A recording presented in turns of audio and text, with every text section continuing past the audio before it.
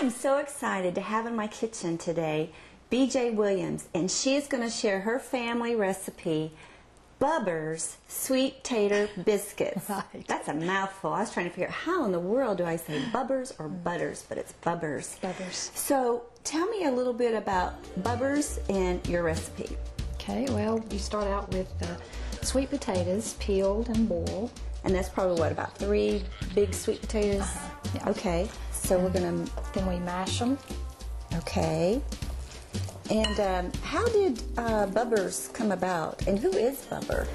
Bubber is my husband's grandmother. Okay. And she had a tradition when her family would come to visit that she would always make the sweet potato biscuits. Oh. And then she would make 200 or more. 200 at one time. Oh my gosh. And then she would have a green salad and a ham or some kind of meat. And they would make the meal off of the sweet potato biscuits. So you mash that up really, really good. And then do you add, what's your next step? We add the shortening. Okay, and that's about half a cup? Half a cup. Okay, and that's room temperature, so look how easy that's going to blend together. Love that. It's kind of pretty too. It smells good. I smell the sweet potatoes. And then what do you add next after that? Add the sugar. Okay, and this is a half a cup of granulated sugar. Just dump it in there? Okay. And then we stir that up. Do you need a wooden spoon or something to help stir that? Yeah, okay. Let me get you one right here. All right, that looks really mashed up really well. I just love that. It smells so delicious.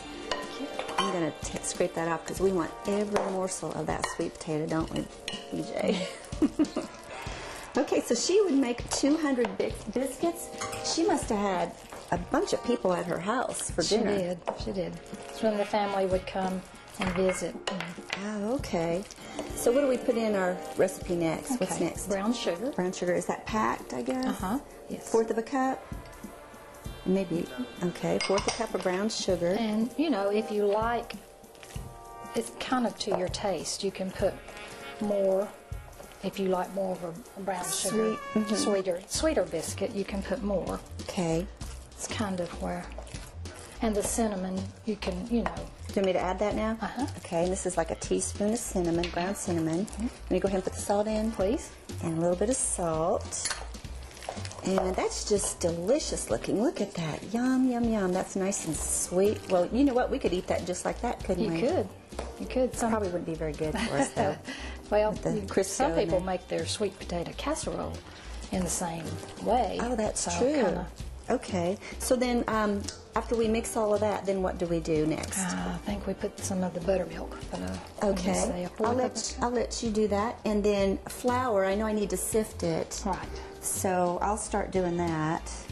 And then you can tell me when we need to add the flour. And this is self-rising flour, is that right, or all-purpose? Right. Self-rising. Okay.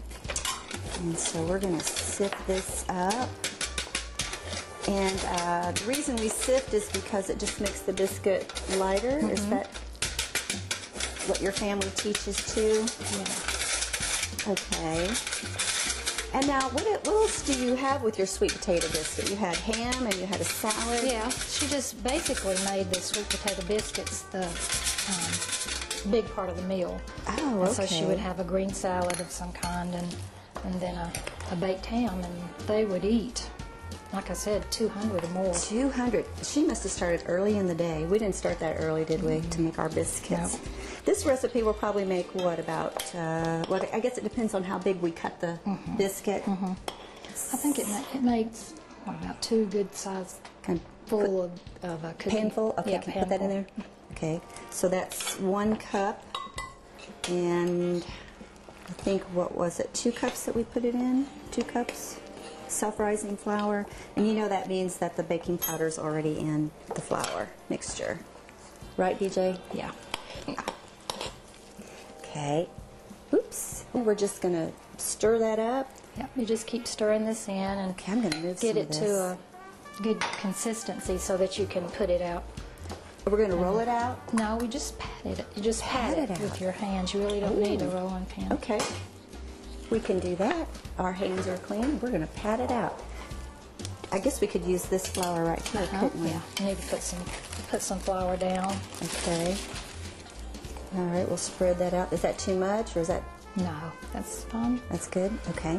And I'll just take a spoonful. All right. That looks so good. And then you just mix the flour into it so that it, you know, is a good consistency to cut. Okay. Have you ever made biscuits? Sometimes biscuits are tricky. What we need to do is cut this out real quick, and then I'm going to show everybody what they look like after we bake them. So, and you can make them now. My husband's grandmother, Bubber, made these really, really thin so that you just couldn't even cut them. Oh, okay. But it just depends on how you like your biscuits. So you take your biscuit cutter and just cut them, and then we'll put them on the baking sheet, and you bake these at 425 for about 25-30 minutes.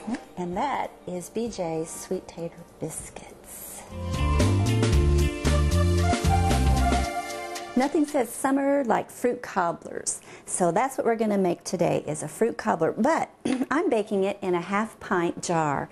And these, I don't know if you freeze or can, but you can bake in these, and you can also freeze in these. So they're canning jars, and they're cute, and the best part is it's only a 1/2 cup serving. So we're going to start with putting a little bit, I've already put melted butter in the bottom and sprayed the insides. And then I'm going to put a little bit of brown sugar in the bottom of the jar, just to help prevent everything from sticking and making a nice firm crust on the bottom of our little cobblers. Okay, the next thing we're going to do is melt a 1/2 stick of butter, and then we're going to add to that 1/2 cup of sugar, granulated sugar, a 1/2 cup of flour. This is an easy recipe. 1 tablespoon of baking powder. And we're going to stir that together, and then we're going to add about a 1/2 cup of milk. And you're going to see this expand and rise because of the baking powder. We're going to stir that up real good. It gets nice and thick. And this is the topping that we're going to use for our cobbler. And we're making peach and blueberry. So go ahead and peel your peaches and slice them. Actually, I diced them pretty small. And I'm going to use my spoon here and just spoon in a few little peaches in the bottom of your dish. We'll see if we can't make 3. That's a little bit more. We'll just fill it full of fruit. Won't that be pretty? And if you want to, you can also add more blueberries to that if you'd like. And then I'm going to add a few blueberries. And we'll just stick a few blueberries in there. You can also mix blueberries with peaches. You can use raspberries if you want to. In fact, I may put a little raspberry in each one.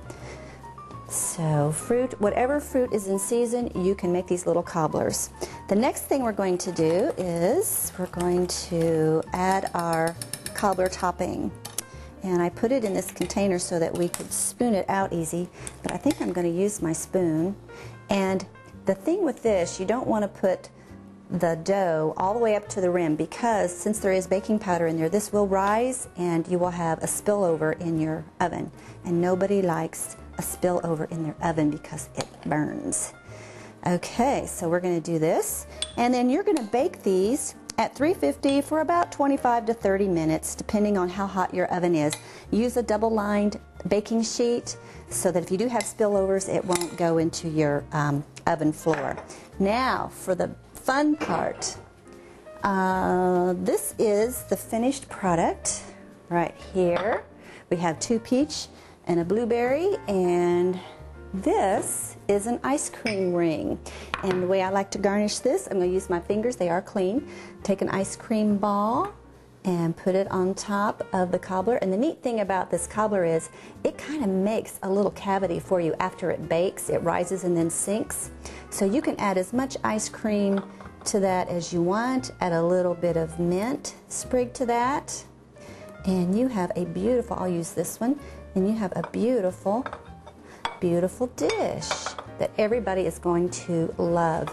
Now this ice ring that you see is pretty simple to make, and you just freeze distilled water in a bowl, and then you add your fruit and freeze it, and you have an ice bowl. It's pretty simple.